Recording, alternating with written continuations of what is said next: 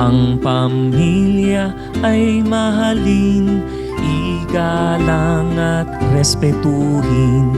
Ang magulang ay sundin, sapagkat gabay natin.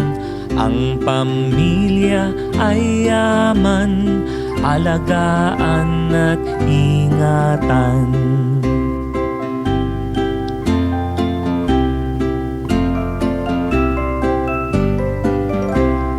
Si nanay at si tatay, ate, kuya at kapatid, si lolo at lola, kamag-anak lahat na.